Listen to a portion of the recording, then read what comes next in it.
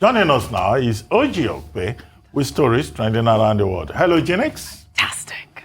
You got it. I got it. You got it. I got it right. But I heard you introduce me, so don't pretend. That intro was shocking. So you can't deny your own names. No, I can't. Genix. How are you this morning? I'm fine, I'm good. Great. Yeah. Good morning, Tundu. Morning, Ojys. And happy Friday. Yay. TGIF. Good morning, Rafai. Hi, good morning, Ojys. Good morning. How are you? All right. Okay, great. It's Friday, so cheer up. Well, all right. Good morning to you viewers. Here are some of the stories that are trending across the globe. In the United Kingdom, a new exhibition opened in Windsor Castle on Thursday to commemorate the life and legacy of the late Duke of Edinburgh, Prince Philip. The exhibition includes many fabulous items gifted him over decades of official duties and overseas visits. In the United States, a New York appellate court has ruled that Donald Trump's personal lawyer, Rudy Giuliani, can no longer practice law in the state. The court suspended Giuliani's law license after a panel concluded he made demonstrably false statements regarding the 2020 election that Donald Trump lost to Joe Biden. In the Philippines, tributes pour in for the country's former president, Benigno Aquino, who died on Thursday of renal failure as a result of diabetes at the age of 61.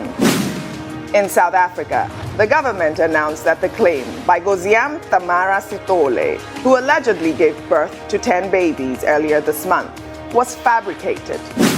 In Sierra Leone, a large crowd gathered to help save a humpback whale that got stranded at Lumley Beach in the country's capital for several hours. The marine mammal eventually got rescued by a tractor, which lifted her back into the sea. In Nigeria, former senator from Anambra State, Andy Uba, has threatened to file a 5 billion naira lawsuit against Heritage Bank over the protests staged by some of the bank's staff at his residence in a bid to embarrass the former senator into paying his defaulted loans. Under sports, Nigeria's President Muhammadu Buhari approved the allocation of 3-bedroom apartments to the Super Eagles squad that won the Africa Cup of Nations in 1994. To Nigeria. Nigeria are the new champions of Africa.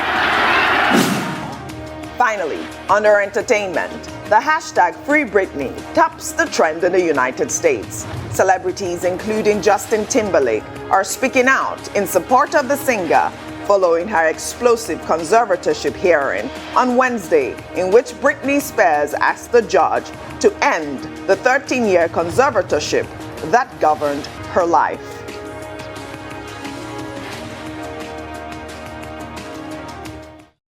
Let's begin what's trending in Nigeria.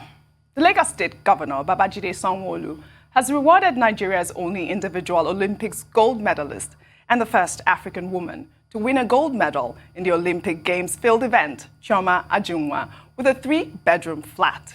The gift comes 25 years after the Olympic champion won a long jump gold medal at the 1996 Atlanta Olympics. The governor on Thursday announced that Chidinma Adaora, who is an assistant commissioner of police, would get the 3-bedroom flat at the Babatunde Raji Fashola housing estate in Lagos.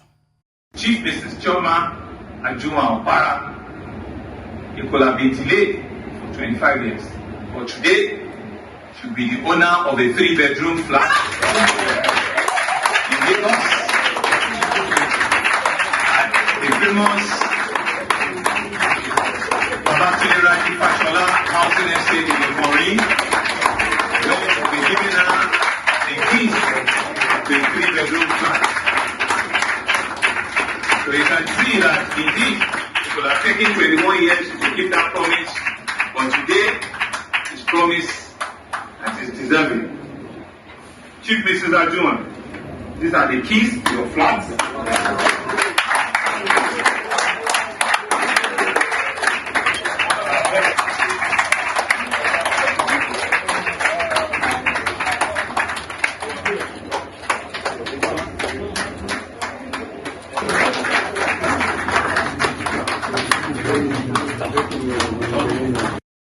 I mean, I was moved to tears, Tundu, when I saw this story yesterday. It's such a fantastic gesture by the Lagos State governor. You know, she described it as a motivation, you know, to fulfill her dream in raising new generation athletes. Remember that our correspondent, Michael host, Femi Akinsoya, Adefemi Akinsoya. I knew you were.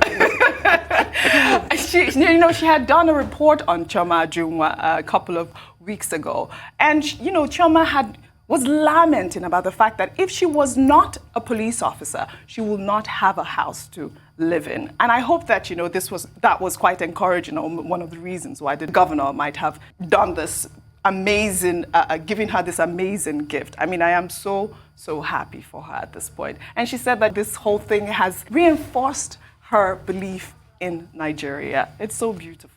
Truly beautiful. Yeah. You were moved because she was so moved. Yes. And yes, Femi's report was great as usual. You don't ask me if I remember it. I'll never forget it. Because this is one of the shining examples of Nigerian womanhood. Her record took 25 years to beat. So it's also ironic that it took 25 years for her to actually be properly recognized and properly appreciated by Lagos State. But I would urge the federal government to also chip in another flat for her. Let's make it 2 because it took so long. This is Lagos State, that's fine, but the federal government should do something because she didn't bring glory to Lagos State. She brought it to Nigeria. So I hope they do something to recognize and appreciate her. She's amazing. I know. Well, congratulations to, you know, Chidinma Adaora. You know, she's a legend in her own right. She has done very well in her career. She's now an assistant commissioner of police. At the Summer Olympics in Atlanta in 1996, when she won that gold medal, it was Nigeria's first gold medal in an individual event and Nigeria's first Olympics gold medal ever. She made history. She's also made history in another regard. The only woman to have participated in the FIFA's Women's World Cup and also in track and field at the Olympics. If she had not been a track and field athlete, she would also probably have distinguished herself in football. And beyond the donation of a house, I think she should be a shining example for the Nigerian police, a great ambassador of the Nigerian police. This same police that was the target of the NSAS protest. This same Nigeria police that has become notorious for collecting a bribe and for disturbing Nigerians. This same police, you know, still has diamonds like, you know, Chidinma Adaora Ojukwu from Ahiazu Mbise. I love it. You know, who not only won gold, who has shown that, you know, policemen, policewomen can make a solid contribution. She's not the only one. There was also, I think, Peter Konyegwachi, some guy called Peter Konyegwachi, who was also a policeman who distinguished himself. I think that was in boxing or wrestling. I don't remember quite well again. So the police as an institution, you know, can show a great example. She's been given this 3-bedroom flat at the Fashola Estate in Okpe, here in Lagos, where I don't know about the federal government adding to it, but I think the main point is that this has taken a whole period of 25 years. It shouldn't be like that. You know, if somebody wants to be recognized, you recognize the person and you do it promptly. Yes. That award was given under Governor Lagunsoye Oyinlola, as he then was in Lagos State. I think he was a military administrator at the time. But it has taken Governor Babajide Sanwo-Olu to check the records and remember that Chidinma Adaora and Okpe had not been properly compensated, and he has done that. Another thing that Governor Sanwo-Olu did on that occasion that should be commended was that he also gave monetary largesse to the Edo State athletes, the Lagos State athletes, who did well at Edo 2020. And he also provided support for people going to the Tokyo Olympics from Lagos State. I hope the governor, apart from just giving out houses and money, will also pay more attention to upgrading the Teslim Balogun Stadium, as he has promised, and complete it, and Road Park, which is also something that the Lagos State government is you know, working on, and also ensure that it provides opportunities for sports, so that people like us who want to reduce pot belly, we have you know, opportunities where we can go and exercise and enjoy sports, and who knows, maybe I can still make it to the Olympics. You in my own may. age. You may. I was motivated too when I saw the amount of money that he was dishing away yesterday. Get your sneakers on, I am. Rufai, are you going to join the club? Dr. But is it Olympics or Bedlympics? I'm so excited this has happened. I'm thankful to the Lagos State government. But please, we should not suffer our stars like this.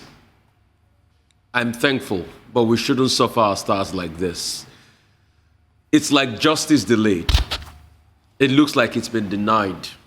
That's what it looks like to me. And it's indicative. We are all saying this because Chidinma Adaora is still alive. What if she had passed in those 20-something years? Would the story be this sweet? No. We shouldn't keep our stars waiting for too long. This should be an inspiration to every corrupt politician out there. And I say that deliberately because this is a woman that all she's out for is to serve her country. She played football, she ran in relay race, she finally did long jump, and then she came back to the police force to still serve. So if you're to chronicle the life of Chidinma Adaora, it is just to give back to Nigeria. Just to give back. So when you see some politicians that think of themselves alone and what they can steal from Nigeria all the time, they should look forward to people like Chidinma Adaora and get inspired. Dr. Bati, you made a vital point. How can we make more police officers come out and do well for this country? Because there was a structure in place that brought the likes of Chidinma Adaora out, that gave them a platform to be able to showcase themselves. Do we still have those platforms in place for the police officers?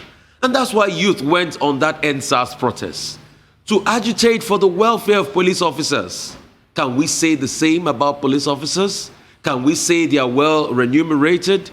Can we say an average police officer now can even take out time to do sports in this country? So these are questions we should ask ourselves, and we should answer those questions critically.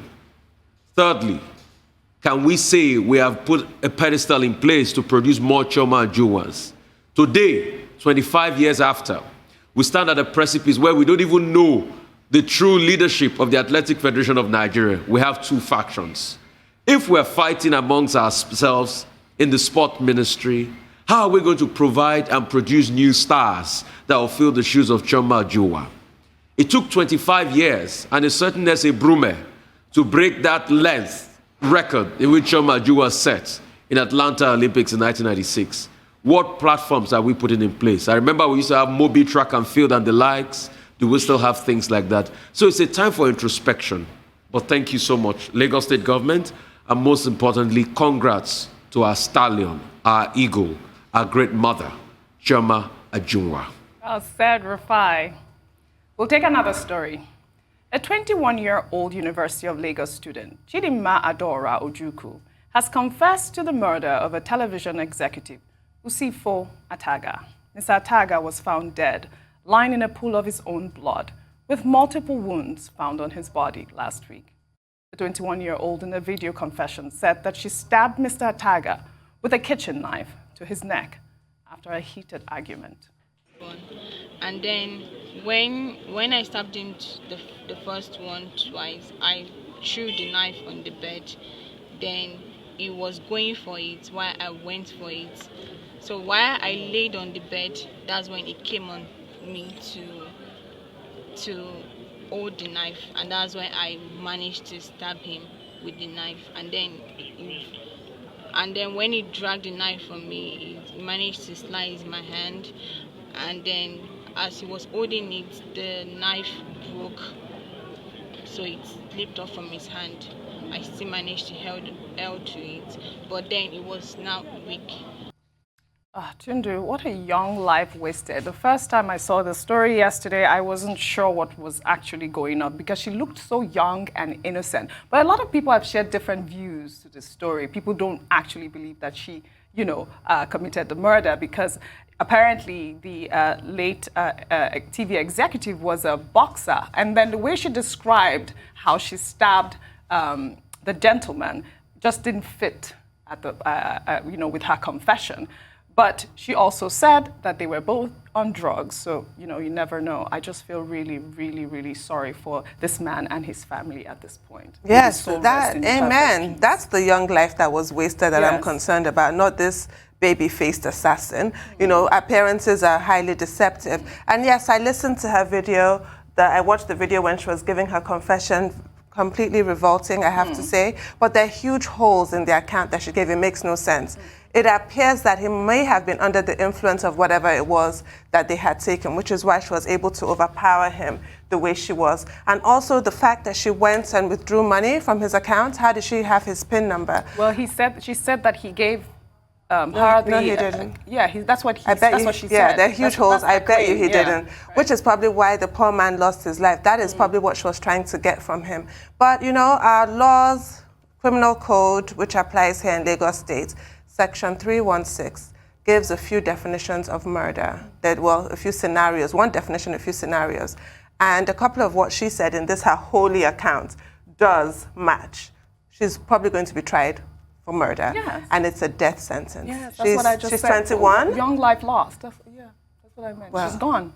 Probably, it looks like she's going to be sentenced to death. But I just find I found her account horrific, and my heart really goes out to this man's family who have to listen to this. Why did you have to kill somebody? There has to be a thorough investigation, because a lot of people are saying they don't believe her story. So, you know, we have to really find out if she actually Well, she's confessed. And my thing is, if it's about money, why didn't you just rob him? I never understand why they don't just rob people. Why must they always kill them? That's the part that is so, it's such a waste. Why kill him? Just rob him if you really are that disgusting. Well, it's a very sad story for the gentleman that lost his life, Mr. Ataga, and for the families involved. The parents of this young lady, Chidinma Ojukwu, the parents of Mr. Ataga, who was killed just a few hours, as it were, to his 50th birthday, and also for his wife and children. And, you know, yes, I agree with you, the story didn't sound true. In fact, I thought that the lady was sounding as if she had been coached. Yes. Because in murder, in criminal cases, you know the lines of defense, and she was trying to push one of those lines, that the man was trying to force her for a second round of sex, and she needed to protect herself. So she was more or less pleading provocation in the circumstances. But I hope also that the police will not jump to conclusions, because the police in Nigeria, they find it very easy to just jump to conclusions on the basis of obvious evidence. Correct. But if what we have seen from other jurisdictions is any lesson, sometimes what is obvious may not be the truth. So we expect that the police will do their job. They will interrogate this further, because, you know, she may just say, oh, he was trying to force me, and I picked a, kitchen knife, and I put it in his neck directly. I mean, in terms of intention, that's like an intention to murder. Yes. So what led to that? There are many questions that should be asked. I don't want to go into all of that in order not to bore people. I'm not here to do the work of the police. That's why they are there. They should do their work in an intelligent manner. Now, the second point is that this should also be a lesson for people we call sugar daddies and aristos. The age gap between this young girl and the man that died, unfortunately, was about 29 years. He was old enough to be his father and our father. And the man took her to a short-time joint.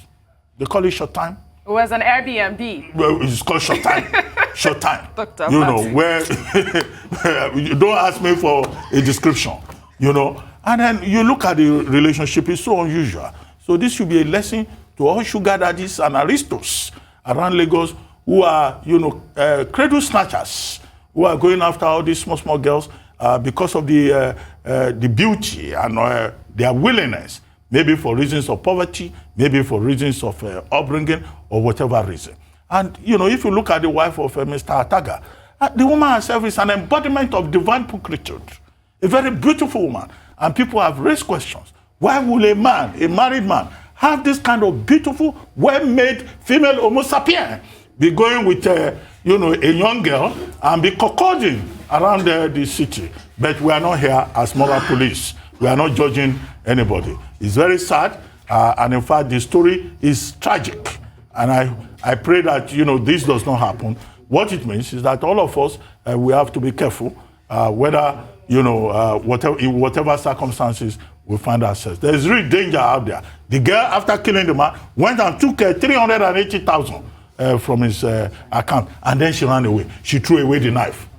So even finding her, locating her alone, I think the police can be commended in that regard, but they should do their work professionally and get to the root of it. Does she have some people that have not been identified? Yes, the police say that they do, that she had accomplices and they are going to find those accomplices. But why didn't she just get his pin and rob him? Why did she have to kill him? Well, if she did, well, we don't know. I mean, I know she did the confession. She confessed. According to her. She said it. I personally don't believe the story. I don't believe her confession. I personally don't. It just feels like there's something more to it. Yeah, I think she was lying in the confession. But she confessed. Yes. Rufai, your analysis on the story.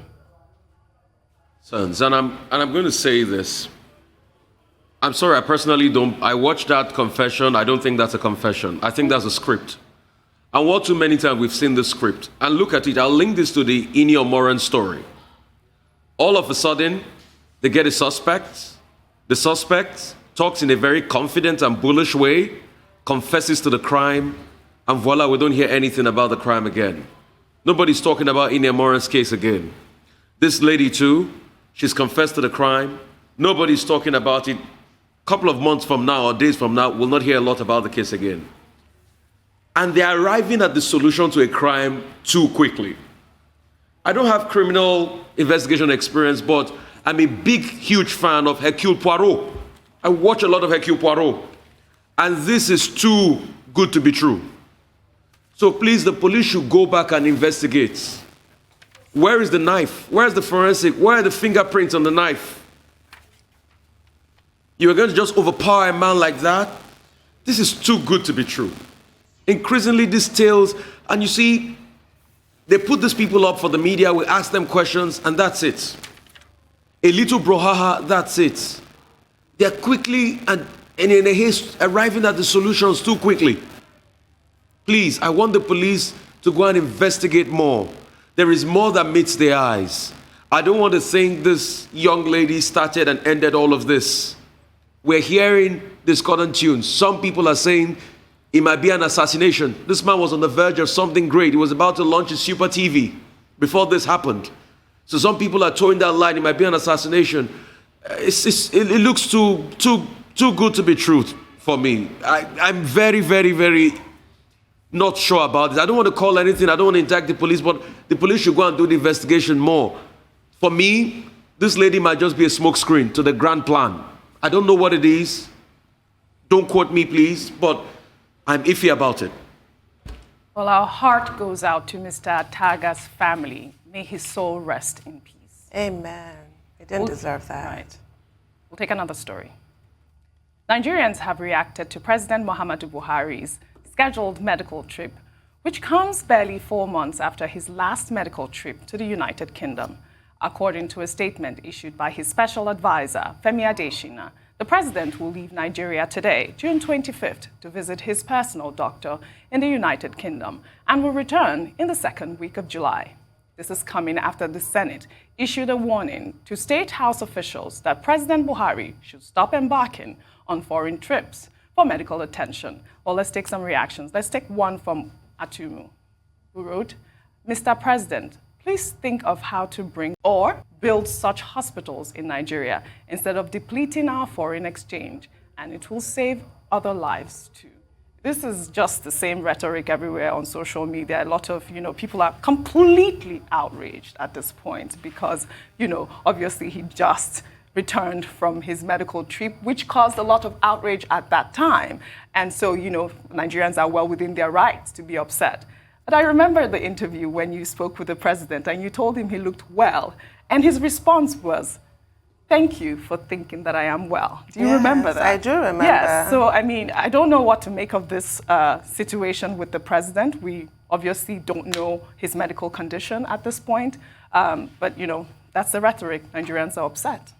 Well, yes, the vast majority of Nigerians feel the way Atumu Sani, who you just, read his post, feel. And I agree, it's completely, just because we're used to our leaders traveling abroad for medical treatment does not make it right. It doesn't happen elsewhere. That investment should be made here. It speaks volumes. It's quite damning in terms of an indictment of our Nigerian medical space. So something needs to be done about it. However, I must say the last time you brought this story, and I think we're going to keep talking about this story until 2023, because the president will continue to make these trips to London. Yes. One of his aides said at the time, the last trip that he took, that he's used to his doctors there, that he trusts those doctors. That was Loretta and he's going Onoche. Yes, exactly. And he's going to continue making that trip to see the doctors. So that's their side of the story. But for us, surely you can build trust with doctors here. If they test you, and you can build that. That will also build our trust as Nigerians, and we'll stop running abroad. A good example ought to be set, I personally feel. Dr. Abati, your analysis. Okay, yes. The president traveled in May 2018, and he was away for a while for medical reasons. He traveled again 2 months ago in April for 2 weeks, and then he came back. The main issue that people bring up is that our leaders do not need to travel abroad. Nigeria being the giant of Africa, Nigeria having produced gold medalists in medicine, including the likes of the late Professor Oshintokun, who was one of the leading medical scientists in the world, and that many years later, Nigeria has found itself in a situation, in a country that people used to come from the Arab world to come and take treatment at the University College Hospital in Ibadan. All of a sudden, Nigeria now goes elsewhere. Nigerian medical scientists and doctors go elsewhere. That is unfortunate. But the story of the medical sector in Nigeria is the story of every sector in Nigeria. So that is the fact. We hope that this will be a wake-up call for us in the face of COVID to upgrade health infrastructure in Nigeria, and for Nigeria to be able to show example as a leading country, in fact, not in name, not by appellation, in Africa. So that's the issue, and that's why a lot of people are angry. They talk about medical tourism. However, the president going abroad, well, whether you like it or not, he will still go abroad. Yeah. He's an old man. He's 78 or is it 82? He's an elderly person. At that age, you need medical care. And as president of Nigeria, Nigeria also has an obligation to ensure that it gets the best care possible, whatever the situation. That's also a fact. The state is not going to allow the president of Nigeria not to get medical care. And he has made it clear that this is a follow-up medical checkup. He traveled in April. He's traveling now for a follow-up. Okay, so this is expected. This is a follow-up. So who is going to say, don't go and do the follow-up? Since he was there in April, and maybe his doctors, whom he says he trusts, have asked him to come. That's the second leg of it. The third leg of it is that we hope that as the president has traveled, it's about 3 weeks, right? They say 2 weeks, but it's almost 3 weeks, if you count it from today, when he will leave. We hope that he has done the needful to allow the vice president of Nigeria. That's why it's a joint ticket. You have a vice president to take on and make sure that there is no vacuum. Not that every day somebody will be carrying file and be jumping into the plane to go to London for the file to be signed in a hospital or in one house in London. And we hope that the president this time around will not face the ugly situation the last time when the residence was picketed and it was not allowed to even sleep by the likes of Reno Omokri and Co. Who were carrying placards. Hold your thought there. We'll have to go on a short break now. And when we come back, what's trending on the morning show will continue. Stay with us.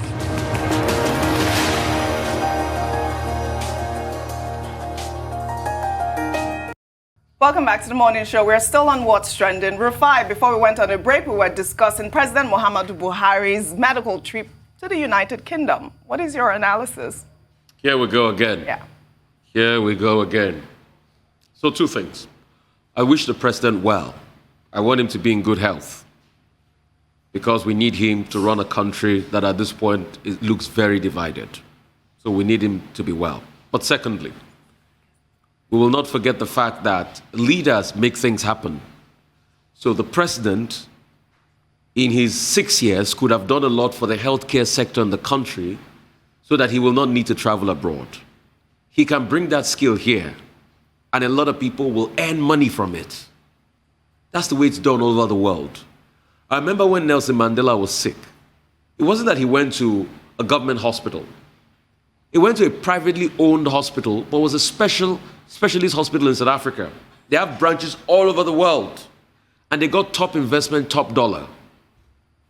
And that's where Nigeria healthcare should go to, or should get to, where we have foreign brands, hospital brands coming to invest here, and we can use those services. And truth to tell, there are many hospital brands doing quite well in this country. And when we look at it critically, we can do a lot of work at improving them and investing in healthcare. Nigeria can be that hub for medical tourism. It has always been in the past, and it can be the hub. University College Hospital in Ibadan used to be the 4th best hospital in the Commonwealth in the 60s. The Saudi royal family came to UCH to get their health care. UCH had the best cardiologist and internist on the African continent. But what happened? Lack of funding. So we can do all of that, and that's my grouse. And in 6 years, you can actually put in a lot of investment, because healthcare is a big deal. And apparently, if the president travels abroad, it is obvious that we've not put in that investment. And that's why leadership comes in. Because we can save that dollar he's taking abroad in Nigeria. Right. My second point will be around this circus dance. What are we scared of? Why can't we hand over power to the vice president? But we did it before in the past. But all of a sudden, we can't do it again. We can't hand over power to the vice president. All forms and letters have to be taken abroad while the president is away. All of a sudden, we can't transmit power. We can't any longer. Now, we've been able to look for the loophole. Anyway, it's there in the Constitution that, the 21-day caveats. But before now, the president used to transmit power to the vice president. He had no qualms with it, but all of a sudden, he can't transmit power any longer. What are we afraid of if it's a democracy? I think those are the pertinent questions we should ask. The fact that governance has to pretty much cease because the president is away. And we have a vice president that ran on that same ticket. And before now, power used to be transmitted to the vice president. But all of a sudden, nothing has been done because we've not seen any letter written to the National Assembly. Right. So those are the important questions we should ask. But above all, I wish President Buhari well. We all do. We all do.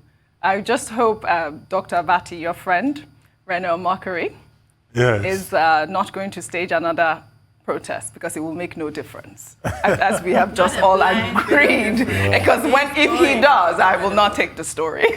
Oh, really? No. You're also supporting President Buhari, right? Well, we've just all agreed that he's going to continue to visit his doctors. This is acceptance. But about the transmission of the powers to the vice president, that's section 145 of the 1999 Constitution. Right. But they find a way around it. But of course, we expect that the vice president will take charge, and that there will be no vacuum, and that the president will get a well-deserved rest. Right. He's entitled to vacation, by the way. Okay. All right, then, let's take our final story in Zambia. A video of a television presenter, Kabinda KaliMina, who shocked viewers when he went off script to demand for his salary live on air, has gone viral. Kabinda pulled off the shocking stunt right after reading the news headlines. Let's take a look. Top stories making headlines today. President Lungu honors KK. TCZ suspends physical submission of applications. PF and UPND sign violent-free accord. Accounts commit suicide over date. Zambia records 1,860 new cases, COVID-19 cases. In international news, Iran elections guidelines rise to become president. In sports news, sports league battles till the end. Away from the news, ladies and gentlemen. We are human beings. We have to get paid. Unfortunately, on KBN, we haven't been paid. People are getting instruments on KBN. Tapelo Josimata, Sharon, and everybody else haven't been paid, including myself. We have to get paid. Oh my God, how shocking, Tundu. But then they said that he was drunk. He did appear drunk, but we all stumbled on our script. I don't know how true this is, but you know, he completely embarrassed the network. I don't know. We've been laughing. What? I could hear everyone laughing when they watched this whole thing. Well, no, the first time I watched the video, I actually thought it was from a movie or something. No, it was real. It happened. It happened like last week or so, last weekend. This is KBN TV. Yes. You know, in Zambia, and it happened on Saturday evening. Yeah. Mambwe, the owner of the station, has said this was drunken behavior, and that it does not represent the station, what the station stands for. But look, the owner of the station can easily say it's drunken behavior, but it didn't sound drunk. No, he just stumbled on the script. Yeah, but, I think it was deliberate, it was premeditated. But the only thing to add is that this is not the first time that you have anchors on television behaving in this manner. One Chimadozie in 1983 here in Nigeria, in one television station in Enugu, resigned on air. After after he had been given the script and he was reading it, he just looked at the script and he said, "This is nonsense. I will not read this kind of a story." And he resigned right there on air. There was another guy, one Messi, you know, in 1965, and again 20 years later, resigned on air, you know, in the United States, because he said, you know, he disagreed with the script that he had been given to read. But the point to be made is that it's not professional behavior.